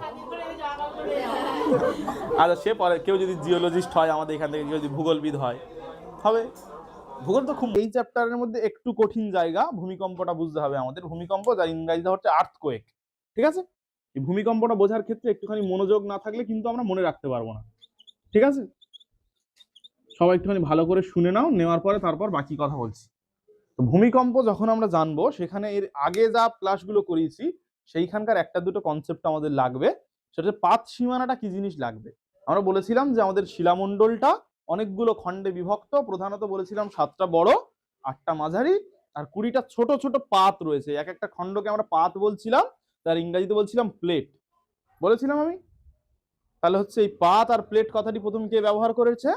টুজো উইলসন, বলেছিলাম আগের দিনে। আর পাত সংস্থান তত্ত্বের জনক বলেছিলাম উইলিয়াম লা পিচো, বলা হয়েছিল এগুলো সব। এই পাতগুলো সবসময় চলনশীল, মানে পাতগুলো কোনো জায়গায় স্থির নেই। কেন স্থির নেই তাও একটা কারণ ছিল, তার কারণ ছিল পরিচলন স্রোত। আমাদের অ্যাস্থিনোস্ফিয়ারে যে স্রোতটা সৃষ্টি হচ্ছে, পরিচলন স্রোত, সেটা কেন সৃষ্টি হয়েছে বলা হয়েছে।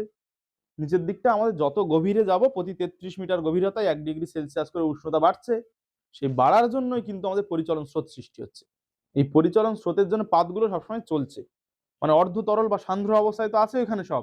পাতগুলো আমাদের চলমান, পাতগুলো চলমান হওয়ার জন্য কি হচ্ছে, ঠোকাঠুকি লেগে যাচ্ছে। কেউ কারোর থেকে দূরে সরে যাচ্ছে, কেউ কারো পাশাপাশি সরে আসছে, কেউ পাশাপাশি এরকম ধাক্কা মেরে চলে যাচ্ছে। এই যেগুলো ঘটনা ঘটছে তার মধ্যে অনেকগুলো যে পরিবর্তন হচ্ছে, চেঞ্জ হচ্ছে, তার মধ্যে একটা চেঞ্জের নাম হচ্ছে ভূমিকম্প। যদিও ভূমিকম্পের আর অন্যান্য অনেকগুলো কারণ রয়েছে, কিন্তু আমাদের প্রাকৃতিক কারণ যদি বলি, প্রধান প্রাকৃতিক কারণ হচ্ছে কি, পাত সংস্থান বা পাতের চলনের জন্য ভূমিকম্প ঘটছে। তাছাড়া অগ্নুৎপাত হলে সেখানে তার সঙ্গে সঙ্গে ভূমিকম্প হবে। কেন ভূমিকম্প হবে বলেছিলাম, আগ্নেয়গিরির মুখগুলো যখন আমার ম্যাগমা বেরিয়ে বেরিয়ে একটা স্টেজের পর বন্ধ হয়ে যাচ্ছে, তারপরে আমার যে ম্যাগমাগুলো আর বেরোতে চাইবে, সে তো প্রেসার দেবে, প্রেসার দেবে, প্রেসার দেবে। যদি একটা সময় পরে জোরে ব্লাস্ট করে সে বাইরে বেরিয়ে আসবে। যখন জোরে ধাক্কা মারবে তখন একটা কম্পন সৃষ্টি হবে। কম্প মানে কি? কাঁপাতো, কাঁপন সৃষ্টি হবে। তখন সেটা হয়ে যাবে কি? ভূমিকম্প হয়ে যাবে, যার ইংরেজিটা হচ্ছে আর্থকোয়েক হয়ে যাবে। ঠিক আছে, বুঝতে পেরেছো সবাই? তাহলে এগুলো প্রাকৃতিক কারণ, অগ্নুৎপাত বলো, পাত সংস্থান বলো, এগুলো সব প্রাকৃতিক কারণ। আর হচ্ছে কি আমাদের অনেকগুলো মনুষ্য সৃষ্ট কারণ রয়েছে। কি কারণ? আমরা যদি কোনো একটা খনি অঞ্চলে, ঠিক আছে, সেখানে আমরা যখন খনিটা খনন করব, যখন আমরা, তখন ভেতরে কোনো পারমাণবিক বোমা বা কিছু দিয়ে একটা ব্লাস্ট করতে হবে। করার পরে খনির কাজ শুরু হবে। কয়লা খনির ক্ষেত্রে কি করা হয়? কয়লা তো সব এঁটে এঁটে আছে, তাহলে আমার একটা জায়গা তৈরি করে তারপর তো আমি ভিতরে যাবো, গিয়ে কয়লাগুলো কেটে কেটে বের করবো। অনেকে হয়তো রিলসে বা ভিডিওটা দেখেছো, বোম ফিট করে, ছোট ছোট ছোট ছোট বোম লাগিয়ে দেয়, দিয়ে সেগুলো ব্লাস্ট করে, করে সেই জায়গাটা ভেঙে গেল, সেই কয়লাগুলো টেনে বের করে নিলাম, সুড়ঙ্গ তৈরি হলো। এইভাবে এইভাবে এইভাবে এইভাবে তো আমার সুড়ঙ্গগুলো তৈরি হচ্ছে, তাই না? মানে এইভাবে খনির মধ্যে আমরা ঢুকতে পারছি। যখন আমরা খনির মধ্যে যাচ্ছি, সেখান থেকে খনিগুলো সংগ্রহ করছি, যে কোনো খনিতে, সেটা কয়লা হতে পারে, আমার হচ্ছে লোহার খনি হতে পারে, সোনার খনি হতে পারে, কোনো খনির ভিতরে যাওয়ার জন্য ব্লাস্ট করাতে হচ্ছে। বা কোনো দেশের উপর কোনো দেশ আক্রমণ করছে, একটা পারমাণবিক বোমা নিক্ষেপ করা হলো, আমাদের যেটা আমেরিকা করেছিল হিরোশিমা নাগাসাকিতে। ফ্যাট বয় আর একটা কি ছিল বেশ, হ্যাঁ হ্যাঁ, তাই ওই রকম ধরনের দুটো পারমাণবিক বোমা নিক্ষেপ করেছিল। তো করার পরে সেখানে ভূমিকম্প হয়েছে। তাহলে মানুষের অনেক কারণে ভূমিকম্প হতে পারে, আর হচ্ছে প্রাকৃতিক অনেক কারণে ভূমিকম্প হতে পারে। ঠিক আছে, এই ভূমিকম্পের চ্যাপ্টারের বইয়ে কি আছে একটুখানি আমি দেখে নিই, সেইভাবে পড়াবো আমাদের, কারণ টেক্সট বইটা আমাদের কাছে গুরুত্বপূর্ণ বিষয়। আচ্ছা ঠিক আছে, এবার এখানে একটা বইয়ে একটা কনসেপ্টের কথা বলেছে, যে আমেরিকার দুটো বিখ্যাত শহর রয়েছে, একটা হচ্ছে সান ফ্রান্সিসকো, একটা হচ্ছে লস অ্যাঞ্জেলেস। এই দুটো শহর মানে পৃথিবীর অন্যতম সুন্দর শহরের মধ্যে একটা একটা। ঠিক আছে, এই দুটো শহরের আবহাওয়াটা প্রচুর মনোরম আবহাওয়া, সুন্দর আবহাওয়া। ওখানে প্রচুর সিনেমার শুটিং হয়। সিটাডেল একটা মুভি রয়েছে হলিউডের, সেখানেও ওই সান ফ্রান্সিসকো শুটিং করা হয়েছে। লস অ্যাঞ্জেলেসে প্রচুর শুটিং করা হয়, প্রচুর বড় বড় নামি দামি তারকারা ওখানে থাকে। তো কিন্তু এত সুন্দর যে মনোরম পরিবেশ, অনেক টাকা পয়সা হলে আমরা ওখানে গিয়ে থাকতে পারি, স্থায়ী বসতি স্থাপন করতে পারি। ওইখানকার যারা বড় লোক তারা ওইখানে থাকতে চায়। এই সুন্দর পরিবেশ হওয়া সত্ত্বেও ওই শহর দুটোই থাকার জন্য একটু রিস্ক রয়েছে। কেন রিস্ক রয়েছে? ওইখানে একটা চ্যুতি রয়েছে, যেটা আমি তোমাদের নিরপেক্ষ পাতসীমানা পড়াতে গিয়ে বলেছিলাম, সান আন্দ্রিজ চ্যুতি একটা রয়েছে। দুটো যে নিরপেক্ষ পাত পাশাপাশি চলে যাচ্ছে, একটা হচ্ছে প্রশান্ত মহাসাগরীয় পাত, আর একটা হচ্ছে আমাদের, ওটার নাম ছিল উত্তর আমেরিকা পাত। তাহলে কি বললাম? প্রশান্ত মহাসাগরীয় পাত আর উত্তর আমেরিকা পাত। দুটো পাতের কথা বলছি, একটা কি বললাম? প্রশান্ত মহাসাগরীয় পাত, আর একটা হচ্ছে উত্তর আমেরিকা পাত। ঠিক আছে, এই দুটো পাত রয়েছে। এবার এই যে পাতটা, এটা কি বললাম? প্রশান্ত মহাসাগরীয় পাত, আমি পরে ফলা দিয়ে দিচ্ছি, দেখে নেবে তোমরা। আর এটা হচ্ছে উত্তর আমেরিকা পাত। ঠিক আছে, এই দুটো পাত পাশাপাশি শুধু এরকম ছুঁয়ে চলে যাচ্ছে জাস্ট। তাহলে এইটা যাচ্ছে তোমার দক্ষিণ দিকে আসছে। সবসময় ম্যাপের ক্ষেত্রে বা যে কোনো চিত্রের ক্ষেত্রে নিচের দিকটা দক্ষিণ হয়, উপরের দিকটা উত্তর হয়। ঠিক আছে, তাহলে কোন পাতটা দক্ষিণ দিকে আসছে? উত্তর আমেরিকা পাতটা দক্ষিণ দিকে সরে যাচ্ছে, আর প্রশান্ত মহাসাগরীয় পাতটা উত্তর দিকে যাচ্ছে। তার ফলে এখানে একটা সবসময় ভূমিকম্প হয়, বেশিরভাগ সময় ভূমিকম্প হয়। সবচেয়ে বিধ্বংসী ভূমিকম্প ঘটেছিল 1906 সালে। সান ফ্রান্সিসকো প্রায় ধ্বংস হয়ে গেছিল সম্পূর্ণরূপে।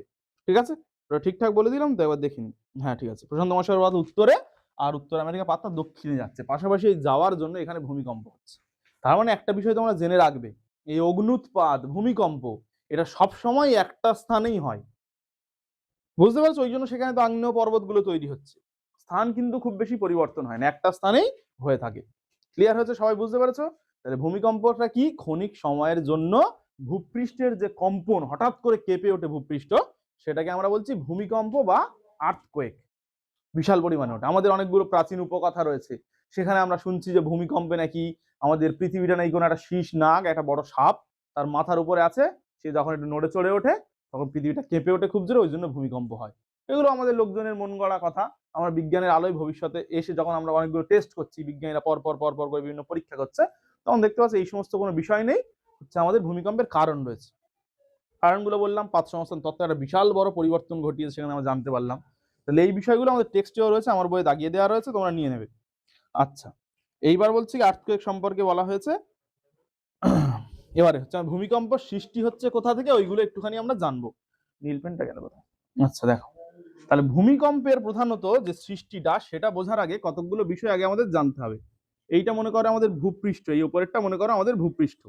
আর নিচের এই অংশটা মনে করো আমাদের শিলামণ্ডলের শেষ, ঠিক আছে, সেই গিয়ে মতো হয়ে যাচ্ছে। যাই হোক, একটা মোটামুটি ছবি একটা আঁকলে হবে।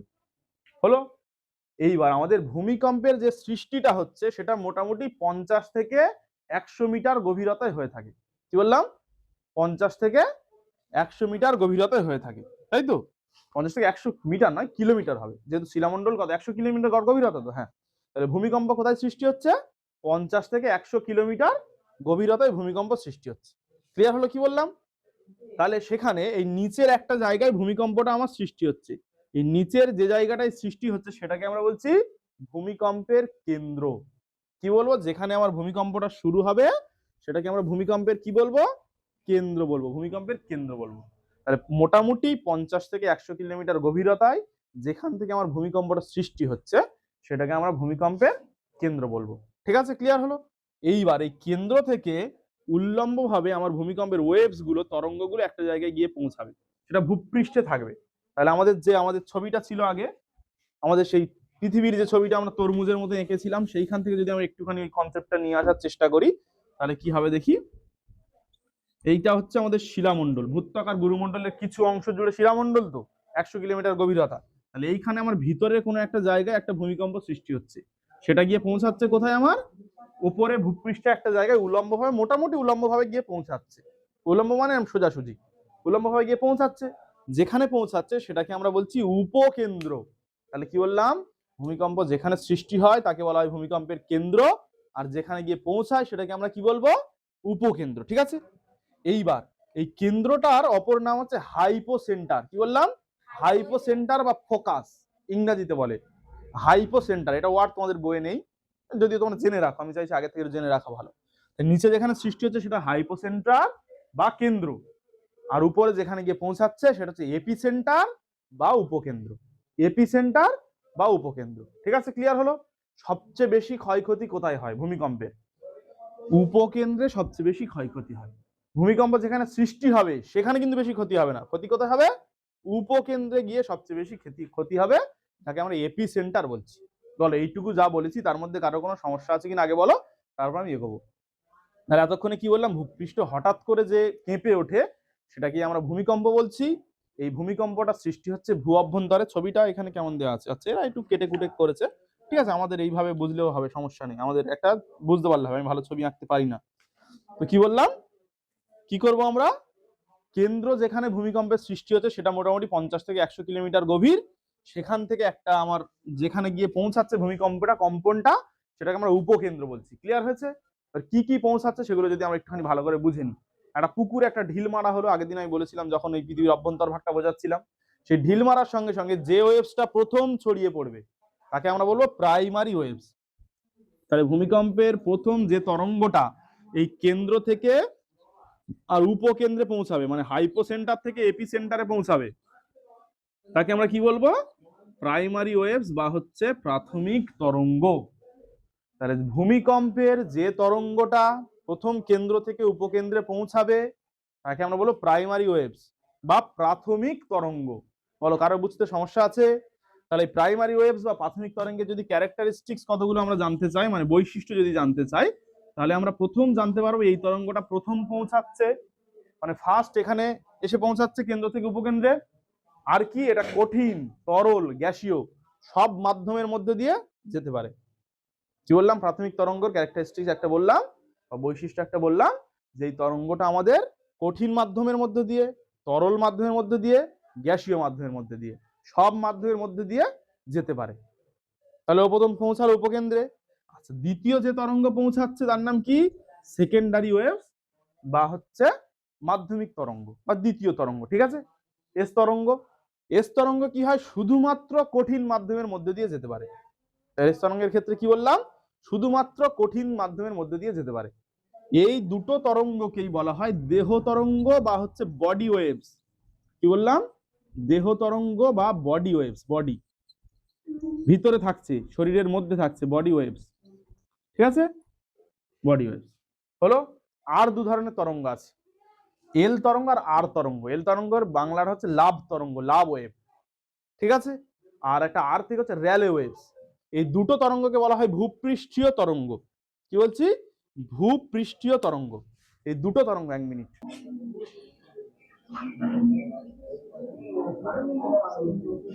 তাহলে পি তরঙ্গ আর এস তরঙ্গকে কি বলছি আমরা? বডি ওয়েভস বলছি। এটা যেহেতু দেহের মধ্যে থাকছে এটাকে আমরা বডি ওয়েভস বলছি, ঠিক আছে। এরপর যে দুটো তরঙ্গ আছে, এল তরঙ্গ আর আর তরঙ্গ বলা হয়ে থাকে। একটা হচ্ছে লাভ ওয়েভস, একটা হচ্ছে আমার র্যালে ওয়েভস, ঠিক আছে। এই লাভ ওয়েভ আর র্যালে ওয়েভসটা কি জিনিস? সেটা হচ্ছে এই ভূপৃষ্ঠের যে এপিসেন্টার, ওই এপিসেন্টার থেকে দু ধরনের তরঙ্গ ওপরে ছড়িয়ে পড়ে, ভূপৃষ্ঠে ছড়িয়ে পড়ে।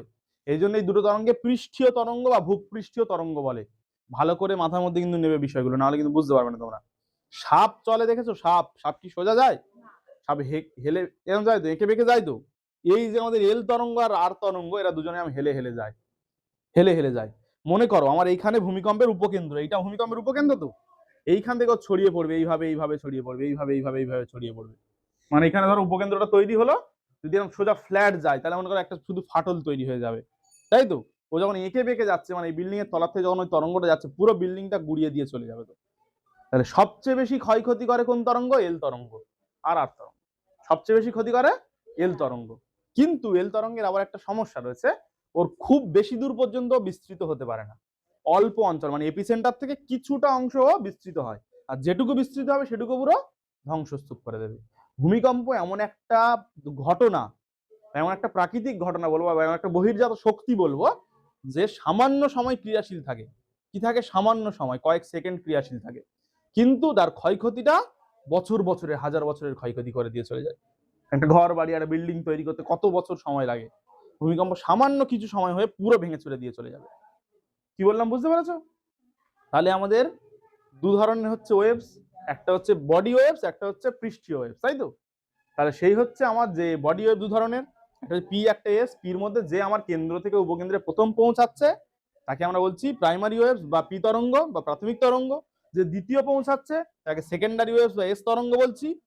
আর এপিসেন্টার থেকে যে তরঙ্গগুলো ভূপৃষ্ঠের ওপরে ছড়িয়ে পড়ে, মানে উপকেন্দ্র, বা ইংরাজি বাদ দাও, উপকেন্দ্র ধরো তুমি, এপিসেন্টার মেন্টারটা ছাড়ো, উপকেন্দ্র থেকে যে তরঙ্গ উপরে ছড়িয়ে পড়ে তাকে আমরা বলছি লাভ ওয়েভ আর র্যালে ওয়েভস।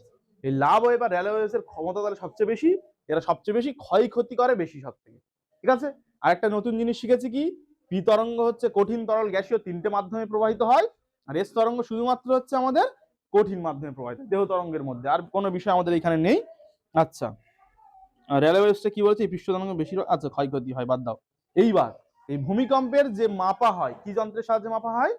সিসমোগ্রাফ যন্ত্রের সাহায্যে মাপা হয়। আর ভূমিকম্পের মাপার এককের নাম কি? Richter scale. চার্লস রিক্টার বলে একজন বিজ্ঞানী ছিলেন, তিনি আবিষ্কার করেছে বলে এর নাম হচ্ছে রিক্টার স্কেল। তাহলে সিসমোগ্রাফ যন্ত্রটা আমাদের টেক্সট বইয়ে দেওয়া রয়েছে, তোমরা নিশ্চয়ই দেখতে পাচ্ছ। ওইখানে হচ্ছে গ্রাফ, মানে আমাদের পেপারের মতো জিনিস দেওয়া রয়েছে, যখন কেঁপে উঠবে তখন ওইখানে দাগ দাগ দাগ দাগ পড়বে। তোমরা অনেকগুলো সিনেমায় দেখে থাকবে, সেই একজন মানে হিরো নায়িকা বা ওর বাড়ির কেউ ভর্তি থাকে হাসপাতালে, আর তখন হচ্ছে এরকম থাকে না, এরকম একটা যাচ্ছে dot dot dot dot dot dot dot dot, এরকম উঠছে উঠছে উঠছে, খানিকটা লম্বা হয়ে গেল, আবার উঠছে আবার উঠছে, এরকম উঠছে, এরকম ভাবে যাচ্ছে তো। আমাদের সিসমোগ্রাফে ঠিক সেম জিনিসটাই হয়, ওই রকম মেশিনটা লাগানো থাকে, যখন কেঁপে ওঠে তখন ওই জোরে জোরে জোরে ঘষে ঘষে ঘষে ঘষে ওই দাগ ফেলে দেবে। ওইটা দেখে স্কেলের সাহায্যে মাপা হবে কত স্কেল। তাহলে সিসমোগ্রাফের স্কেলটা কি থেকে কি দেওয়া রয়েছে? এবার সরি, রিক্টার স্কেলের স্কেলটা কেমন থাকে? 0 থেকে 10 পর্যন্ত থাকে। কত থাকে? 0 থেকে 10। মানে যদি আমি রিক্টার স্কেলটা এরকম হয়, এখানে 0 1 2 3 4 5 6 7 8 9 10, মাঝখানে আবার মনে করো ছোট ছোট ছোট ছোট খোপ খোপা, যেমন আমাদের স্কেলে হয়। এই স্কেলে যখন ভূমিকম্পের মাত্রাটা আমার 6-এর উপরে উঠে যাবে, বুঝতে পারছো কি বললাম? 6-এর উপরে উঠে গেলে সেটা বিধ্বংসী ভূমিকম্প হবে, মানে ক্ষয়ক্ষতি বিশাল সম্ভাবনা থাকবে। তার আগে, তার নিচে থাকলে মোটামুটি একটা কেঁপে উঠবে, তাই তো। বুঝতে পেরেছো সবাই? তাহলে যখন আমার রিক্টার স্কেলের কত থেকে কত পর্যন্ত মাত্রা দেওয়া থাকে, স্কেলের মাপ কত থেকে কত, 0 থেকে 10, এর মধ্যে যখন 6-এর উপরে উঠে যাচ্ছে, তাই তো, তাহলে হচ্ছে বিরাট ক্ষয়ক্ষতি হবে। 1960 সালে চিলিতে একটা ভূমিকম্প হয়েছিল, যার রিক্টার স্কেলে যার মাত্রা ছিল 8.5। কি বললাম? চিলিতে একটা ভূমিকম্প হয়েছে কত সালে? 1960 সালে। হ্যাঁ, 1960 সালে একটা ভূমিকম্প হয়েছে যার মাত্রা ছিল রিক্টার স্কেলে 8.5। ভূমিকম্প এমনি যখন আমার স্থলভাগে হচ্ছে তখন কি হচ্ছে? খুব জোরে কেঁপে উঠছে, তাই তো। তখন স্থলভাগটা কেঁপে উঠছে, ঘর বাড়ি ভেঙে ভেঙে যাচ্ছে, বাদ বাকি আমার জিনিসপত্র নষ্ট হচ্ছে। যখন জলভাগে হবে তখন কি হবে? মহাসাগরের নিচে যখন ভূমিকম্প হবে তখন প্রবল জলোচ্ছ্বাস তৈরি হবে, বিশাল বড় বন্যা হবে, তখন খুব স্পিডে জল আসবে, ওইটা হচ্ছে সুনামি। তাহলে সুনামি শব্দ হচ্ছে জলোচ্ছ্বাস, সামুদ্রিক জলোচ্ছ্বাস। আমাদের ছোটবেলা থেকে আমরা একটা কনসেপ্ট জানতাম যে হচ্ছে কি আমাদের মানে আমরা ভাবতাম জলকম্প আলাদা, ভূমিকম্প আলাদা, কিন্তু জলকম্প বলে ওইরকম কিচ্ছু নেই। অ্যাকচুয়ালি ভূমিকম্পের কারণে তরল তো আগে নড়বে, তাই না? কঠিন আগে নড়বে না তরল বেশি নড়বে? তরল তো বেশি নড়বে। যখন ওই তরলগুলো কেঁপে ওঠে, জলটা যখন কেঁপে ওঠে, আমরা সেটা জলকম্প বলি। আমাদের এখানে তেমন ভূমিকম্প অনুভূত হয় না, ওই মাঝে মাঝে জলকম্প আমরা দেখতে পাই। পুকুরের দিকে তাকালে দেখবো পুকুরটা নড়ছে, জল টলগুলো নড়ছে, তাই না? ব্যাপারটা এরকম। তাহলে এই চ্যাপ্টার এইগুলো সব বিষয়। তো আমি যেটা বলেছি একটা ভালো জিনিস, ওটা আমি লক্ষ্য করিনি। তখন 2004 সালে একটা সুনামি হয়েছিল, তার মাত্রা ছিল হচ্ছে 9.1, মানে ভীষণ বড় ওটা ভূমিকম্পটা, মানে ভীষণ বিধ্বংসী। সমুদ্রের তলায় হয়েছে বলে সুনামি হয়েছে ওটা, ঠিক আছে? আচ্ছা, তাহলে প্রধানত কতগুলো বিষয় আমরা জানলাম। ভূমিকম্প মাপা হয় কার সাহায্যে? সিসমোগ্রাফ যন্ত্রের সাহায্যে। আর কোন স্কেলে মাপা হয়? রিক্টার স্কেলে। রিক্টার স্কেলের মাত্রা কত থেকে কত? 0 থেকে 10, তার মধ্যে 6 পেরিয়ে গেলেই বিধ্বংসী হবে, আস্তে আস্তে মানে ভয়ানক হবে, ক্ষয়ক্ষতি হবে। আর চিলির একটা ভূমিকম্প আমরা জেনেছি 1960 সালে যেটা হয়েছিল, যার রিক্টার স্কেলে মাত্রা ছিল 8.5। আর এখানে একটা দেওয়া রয়েছে সুমাত্রায় একটা সুনামি হয়েছিল, যার মাত্রা ছিল হচ্ছে 9.1। এই বিষয়টুকু আজকের এই পর্যন্ত পড়া থাকবে। আর হ্যাঁ, একটা জিনিস এখানে বলে দিই তাহলে আজকে শোনো। আমাদের যে প্রশান্ত মহাসাগরীয় যে আগ্নেয় মেখলা রয়েছে, ইতালির ভিসুভিয়া, স্টোমলে, হাওয়াই দ্বীপপুঞ্জের মৌনা লোয়া, এদিকে শুনবে সবাই। কি বললাম? প্রশান্ত মহাসাগরীয় আগ্নেয় মেখলা। এটা কোথায় রয়েছে? প্রশান্ত মহাসাগরকে কেন্দ্র করে অনেকগুলো আগ্নেয়গিরি পরপর পরপর এরকম গোল হয়ে বেল্টের মতো অবস্থান করছে। কোমরের যে বেল্ট হয় এরকম গোল মতো অবস্থান করছে। বেল্টটা যখন মুড়ে রাখবে তখন গোল হয়। তো এটাই বলা হচ্ছে প্রশান্ত মহাসাগরীয় আগ্নেয় মেখলা। কি কি আগ্নেয়গিরি রয়েছে? ইতালির ভিসুভিয়া, স্টোমলে, হাওয়াই দ্বীপপুঞ্জের মৌনা লোয়া, ভারতের ব্যারেন নারকোন্ডাম, এইগুলো সব হচ্ছে এরকম পরপর পরপর ঘিরে রয়েছে। এই আগ্নেয় বলয় পৃথিবীর ভূমিকম্পের প্রায় 70% এখানেই হয়। আমি বললাম যেখানে অগ্নুৎপাত হবে সেখানে ভূমিকম্প হবে তার সঙ্গে সঙ্গে। আর পথ সংস্থান তত্ত্বের জন্য হয়। এই অঞ্চলে কি বললাম পৃথিবীর সবচেয়ে 70% ভূমিকম্প হয়। আর একটা দেশ রয়েছে যেখানে প্রায় দিনে নাকি 17 বার মতো ভূমিকম্প হয়। কোন দেশ? জাপান। ওই জন্য জাপানকে ভূমিকম্পের দেশ বলা হয়। তোমাদের বইয়ে নেই হয়তো বিষয়টা, কিন্তু জেনে রাখার জন্যই বলে দিলাম। জাপানকে কি বলা হচ্ছে? ভূমিকম্পের দেশ। ঠিক আছে? এইটুকু, আর কিছু নেই। এই চ্যাপ্টারটা শেষ। প্রথম ওই চ্যাপ্টারটা আমরা পরীক্ষা নেব, নেওয়ার পর তারপর এই চ্যাপ্টারের প্রশ্ন উত্তর লেখানো শুরু করব। তো স্মার্ট স্টুডেন্টসরা, এই ক্লাসটা খুব মন দিয়ে করার জন্য সবাইকে অসংখ্য ধন্যবাদ। ভিডিওটা যদি তোমার ভালো লেগে থাকে অনেক অনেক বেশি করে শেয়ার করে দাও, লাইক করো, কমেন্ট করো। আর বন্ধু বান্ধবীদের মধ্যে বেশি বেশি করে আমাদের ভিডিও এবং চ্যানেলের লিঙ্কটা পাঠাতে হবে। কারণ কি, আমরা চাইছি স্মার্ট টিউটোরিয়াল হাব পরিবারটাকে অনেক অনেক বড় করার জন্য। তুমি এই পরিবারের অত্যন্ত একটা গুরুত্বপূর্ণ সদস্য। তোমারও কিন্তু দায়িত্ব আমাদের পরিবারটাকে সবার কাছে পৌঁছে দেওয়ার জন্য। সবাই ভালো থাকবে, সুস্থ থাকবে, নিজের খেয়াল রাখবে আর পড়াশোনা করবে। ঠিক আছে? Thank you.